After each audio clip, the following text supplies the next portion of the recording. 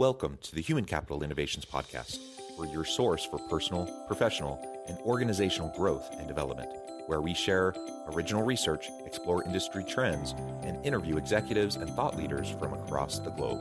We hope you join us often for practitioner-oriented content around all things related to leadership, HR, talent management, organizational development, and change management. Maximize your personal and organizational potential with Human Capital Innovations Podcast.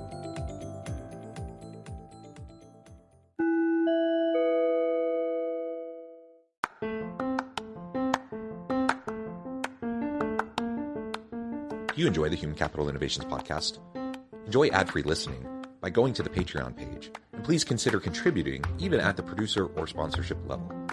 And please leave a review. Thank you for your support.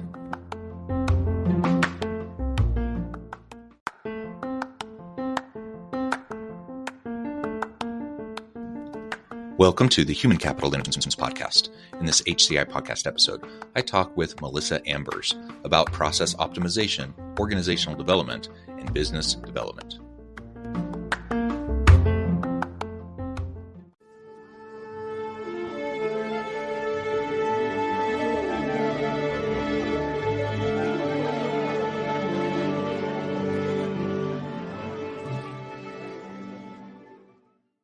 Melissa Ambers, welcome to the Human Capital Innovations Podcast. Thank you so much. It's a pleasure to be with you today. I'm super excited to be talking about efficiencies and process optimizations within the workplace. We're going to talk about this from a people perspective and organizational development perspective. Where are you joining me from today, Melissa? I am in Houston, Texas. Wonderful. And I'm south of Salt Lake City in Utah. This will just be a fun conversation. As we get started, I wanted to share Melissa's bio with everybody. Melissa Ambers is the President and Chief Administrative Officer of Strategic Blueprint Consulting, LLC, and Savvy Media Group, Inc. Melissa has extensive experience in business operations, process improvement and modernization, and leadership management. She has 4 stages to strengthen departments for sustainable processes, including clarifying the vision, analyzing the problem and risks, building a sustainable strategy, and evaluating and executing. These steps are crucial to the success of business operations and customer service. She received an honorary doctorate for entrepreneurship in October of 2020. She also has her certifications in project management, Six Sigma Black Belt, public relations, and event planning. And she also attended Harvard Business Online to receive her e-diploma certificate of completion for disruptive strategy and sustainable business strategy. What a tremendous background. It's a pleasure to have you. Anything else you would like to share with me or my listeners by way of your background or personal context before we dive on in? That pretty much covers it. Thank you so much. Well, good. So I outlined a little bit there in your bio, your 4 stages to strengthen department sustainable processes. And as we talk about organizational and process optimization, why don't we start there and tell us a little bit more about your general framing around efficiency and optimization, and then we can dig into each of those 4 elements a little bit more specifically. Sure, absolutely. I always like to start out with just keep it simple. Most time, when people hear about processes, they get frantic and like, oh my God, it's a lot of work. We're going to have to do all of these different things. And of course, that could be dependent on the situation, but we always like to just keep it simple. Processes is not about, being complex and just getting the most expensive system or the system that's more popular that everyone else is using. You really have to, I tell my clients, we really have to look at what your business is. What do you want to, what are you doing for your customers? What is your internal processes? We have to really dig deep and decide on what that is before we say, okay, this would be the, right system for you. And, it's just real. Sometimes they're using the right system, but just not using all the functions that the system has to offer. So, anytime I get with any of my clients, it's all about, let's do an assessment. Let's really do a deep dive and not just look at the surface, because the surface usually always looks really pretty. But we want to get under that surface and really dig deep down and just really look at what's going on, talk to the people, because the people are the ones that's talking to the customers. They're having that everyday interaction and see the problems, whether it's with the system, the process, or just things that the customers just simply are not liking, and, find out why that is. So I just like to really, say, keep it simple and do a really deep dive to understand what's going on and why. Yeah, I think that's really important. Talking to the people on the front lines is going to always be the first place you should start.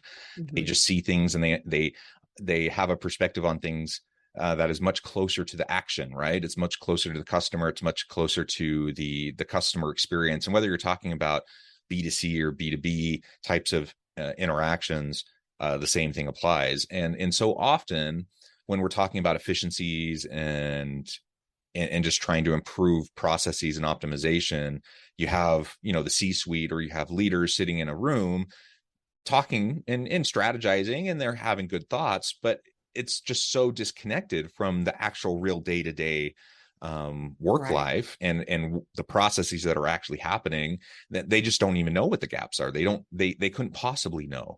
And a lot of times organizations will end up dumping money behind a problem that may very well be a very legitimate problem, but instead of just talking to the people, coming up with what could be a pretty simple, straightforward, and inexpensive solution, they end up going through this huge organizational development and change process to do some huge system implementation or integration, all these new things that don't actually solve the problem. So just start by listening. I like to call them the living experts. Talk to and listen to the living experts. They may not have the same degrees as you. They may not have the same years of experience as you. They may not have like a understanding of all the things strategy and all those sorts of things, but they know what it's like to do the work, and they know what it's like to interact with the customer. Right. You're absolutely right. I like to call them partners. And I do that because when you work with your partner, you consider them as your equal, and you don't have a problem with talking to them. You're not going in guarded up that, I'm your superior, or the employees going to their leader like, I don't know if I should say this, I don't want them to snap at me, or, all these different things. So it's that communication between the two that has to be retrained on how to communicate with each other. And that's on both ends. Because, most of the time, we have these managers, leaders, supervisors that's in these leadership roles. And it's all about, dictating and delegating and not really talking and listening. So I like to say, talk to your partner, because if you don't have those frontline living experts to work with the customer and do all these things that need to be done, then if that partner is not there, you have another hole. Now, you're running into the direction of not having enough people and trying to go, through all these agencies and things, and you have this huge, overhead costs because other people have to jump in and fill in because you're, missing this gap. So I like to call them your partners to, talk to them, have that open communication, and really listen to what they're saying. And on the other end, when your leaders or supervisors coming to you to talk and listen, you don't go in guarded with, already, suited up for battle, that, okay, well, they're going to come back at me with something, so I'm going to go ahead and get ready for battle because I need to prove my point. So on both ends, they need to be retrained on how to communicate and understand that, okay, we're here to work together. This is a partnership. If we don't do this, then the job is not going to get done. And that can, a chain reaction of so many other things, to happen with that. But open up that communication. And when, managers say, oh, we have an open door policy here, a lot of times that open door policy is not really open. It's not about just that my door is open and you can walk in. It goes a little deeper than that, of really having an open door policy and being able to say, okay, I'm here to listen. Tell me what the problem is. Let's see how we can come with a solution, or where can we meet in the middle? But, it's really doing what makes sense, and not to say, do it because I like it or do it because they want it. It's doing it what makes sense for that organization.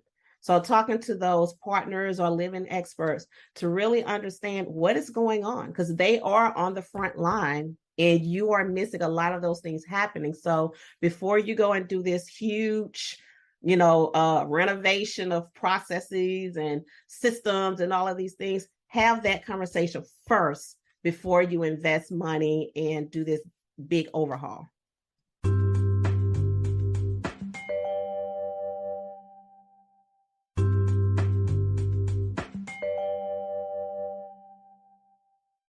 Amen. And while that sounds obvious, I mean, as we're saying that, I'm like, duh, of course everyone would do that. But guess what?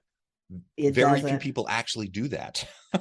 And I'm not quite sure why. I think, there's a level of, I think people come from a place of sincerity. Most people want to do right by others, and most people are doing the best they know how. But I think there can be a level of arrogance involved. There can be a level of, I just know better than them, maybe a little bit of snobbery. I went to a really good school. I got my MBA. I know what needs to happen. They don't know what needs to happen, so there can be some of that. I think sometimes it's just the natural breakdown in communication that happens in organizations. And so you just don't proactively go out and have those conversations and try to gather that information, that data that is necessary. So even when people have the best of intentions to want to listen and to want to go and get the input of others, it's been my experience that most fail pretty miserably at doing that effectively. And so then they end up doing what you just described. And it's baffling because it's so time consuming and expensive, and then people get upset, and there's just all these negative consequences, yet organizations and leaders do it again and again and again. So I mean, that's the kind of foundational piece. Like, let's just listen first. That'll help us better understand the real pressing issues, not the symptoms, but the real root causes, to better understand what actually needs to happen. And by listening to our frontline people, we're going to have a better sense of what can and should happen. And then we can move forward from there. Then we can start to put in place new processes, new optimization and such to improve the work life of everybody. And if we do that, I think most people will get on board. But it's when that doesn't happen that people are resistant to change, and a lot of those other challenges occur. And I think this gets us into that 4-stage process that you were describing: clarify the vision, analyze the problems and risks, build a sustainable strategy, and evaluate and execute. As I'm thinking about that first piece, clarify the vision, you can't really even start. You can't clarify that vision until you actually really go and talk to people first, right? And build that trust and really be on some sort of shared wavelength and have a shared understanding. So let's talk a little bit more about that. How do you go about starting that process of clarifying that vision? To start the process, it actually starts with the decision makers, because they're the one that's going to make the final decision on what can and cannot happen. And when I say start with the decision makers, it's letting them know, yes, you have this vision. Yes, you want to do these things. Yes, you want to implement this system or processes, but have you done, this? Like, go down and talk to the frontline people. When you look at that chart, you're here, you need to start down here and work your way up to really understand what's going on and why is it happening. And once, I have that conversation with the decision makers, then they start to understand that, okay, I get it. And then not only that, to piggyback a little bit on what you were saying earlier, it can also save you money. So many organizations don't realize how much money it can save them. They always have in their mind, okay, the profit, what profits are we making? Why are we not making profit? Part of that profit comes from the money, the necessary money that's being spent on your daily operations. So, making them understand that. And then once that's done, it's just creating that system. Okay, let's start with, Department A and work from Department A to B. And, and sometimes it may be a little jump to really see, what's overlapping. What are they doing? And if A and B should be following the exact same process. And once I have that conversation and we can understand why they're not following the process, it could be something as simple as, yes, we should follow the same process, but because we do this, we have to do this, and that makes us double work. Now, you get into that. So it's really starting with these departments at the lower levels and really understanding. But first, I would start with that decision maker to make sure that they understand that how we have to flow through there, because the idea that they have of just implementing something and training people is it's not going to work. You're going to waste money, you're going to waste time because it's not being done the proper way. And, it's also with so many want to do the leadership training. It's right now it's about, okay, let's check the box. Yes, we've done it. But you have to have some type of assessment with each one of your leaders because you have different needs.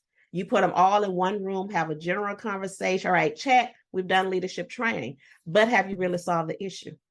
Do you know what your leaders are needing? Do you know what leaders don't know how to work with their staff? Do you know what leaders are not understanding the current processes, what system they're not trained on, communication? I mean, we can go on and on and on, with that, but do an assessment with your leaders to really understand what they know, what they don't know, and then let's break out some different training so we could be sure that we're, hitting on those points of what the leaders really need, and not just throw all of them in one room. We have a general leadership training, check the box, it's done, and you spent this money, but you still haven't solved the problem. So it's really, looking deep and understanding and making sure you have the correct training for leaders, employees, even the C-suite executives, making sure you have the correct training for them and not just a general training to check off a box. Yeah. And again, that sounds obvious, yet it rarely happens. And it is interesting because with people moving to more virtual work over the last couple of years, if I look at the learning and development or training and development industry over the last couple of decades, it's been predominantly face-to-face instruction with some e-learning modules, and some do that better than others, but it's been largely face-to-face. And if it's not face-to-face, then there's maybe recorded videos, or you're clicking through slides or doing some sort of e-learning kind of an approach. Well, what's happened in recent years, and in part spurred on by the pandemic and the move towards more virtual and hybrid work, is that there's new learning and development, training and development online platforms that allow for special, like personalization and specialization of topics in real time, AI driven, that are specific to the needs, the competencies and capabilities of the person that's participating, so that they don't waste their time on stuff that they've already mastered, so that they don't have to regurgitate, rehash things over and over and over again that they've already learned, that they can move on to things that are only relevant to them and their jobs, and they don't have to spend half a day listening to stuff that doesn't even apply to them and isn't relevant to them and their ability to do their work.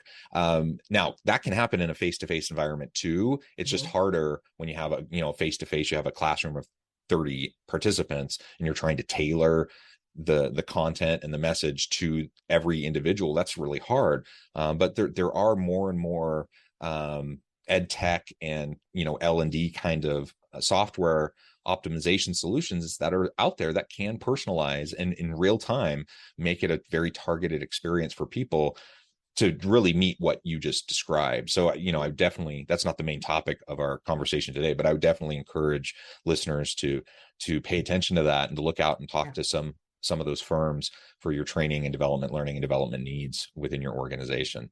So we start with the decision makers. We start with, thinking through the reskilling, the upskilling, the learning and development needs of the organization. Then we get into the problem solving, the analyzing the problems and the risks involved. And anytime we're talking about optimization, we have to truly understand what is at the root cause of whatever gap we're experiencing. What is the breakdown? Where is the bottleneck? Those are the things we're trying to establish. What do you suggest to leaders who want to get to the root problem, but it's just so common for people to end up putting band-aids on symptoms, and then they just end up playing whack-a-mole with problems, and they temporarily solve one problem only to create another problem, and they're not actually solving the root issue.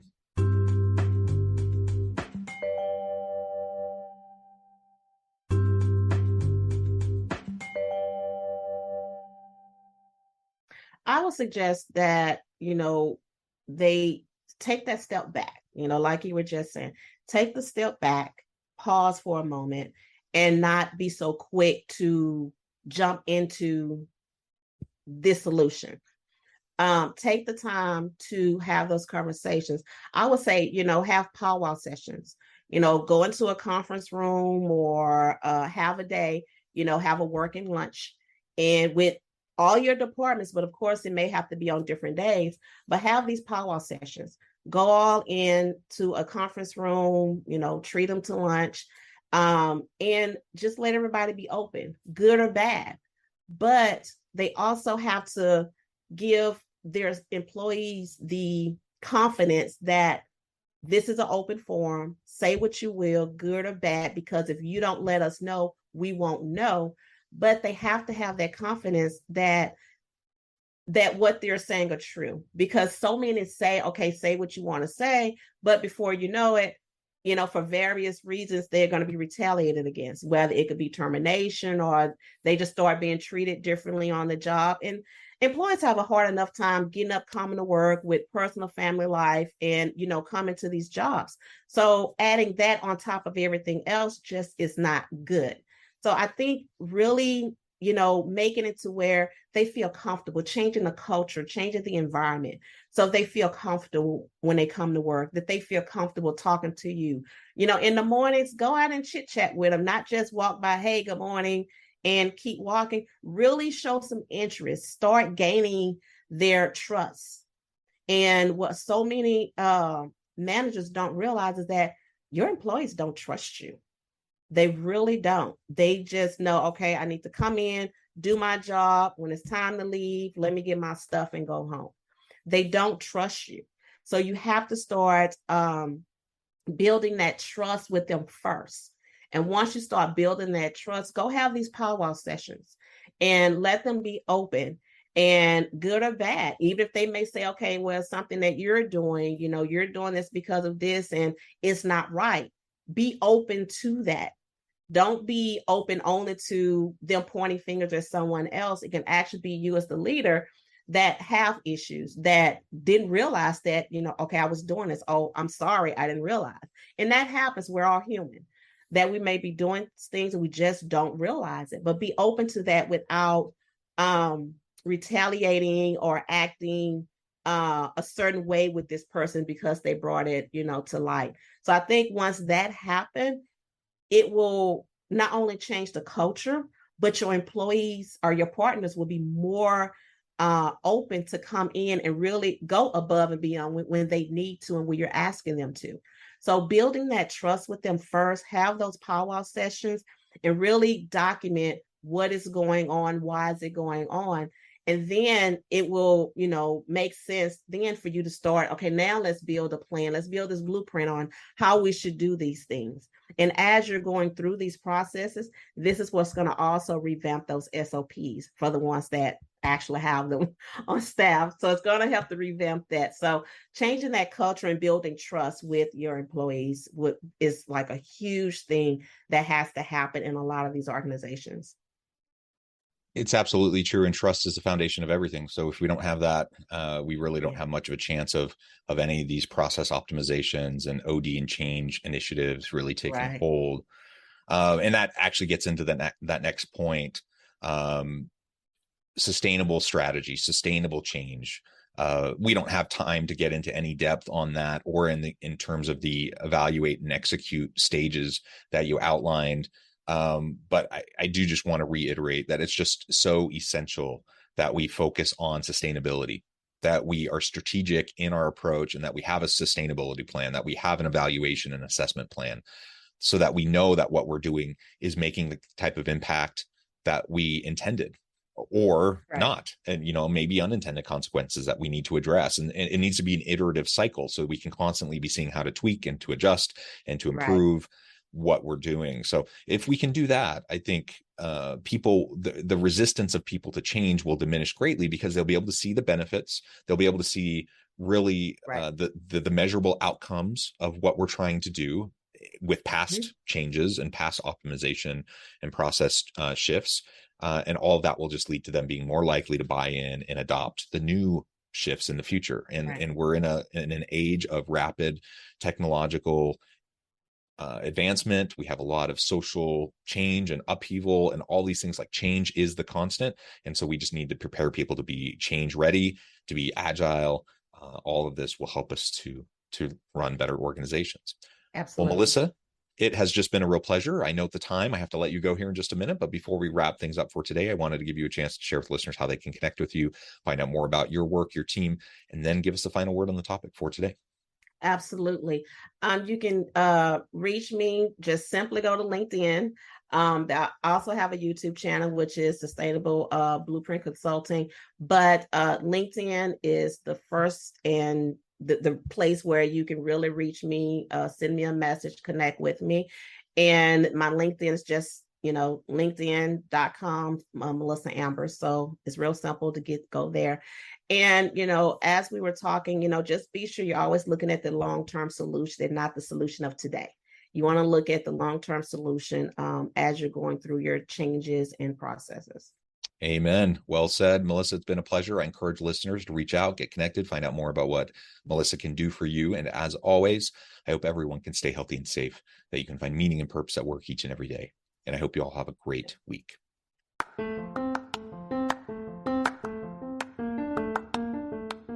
you enjoy the Human Capital Innovations podcast? Enjoy ad-free listening by going to the Patreon page. And please consider contributing even at the producer or sponsorship level. And please leave a review. Thank you for your support.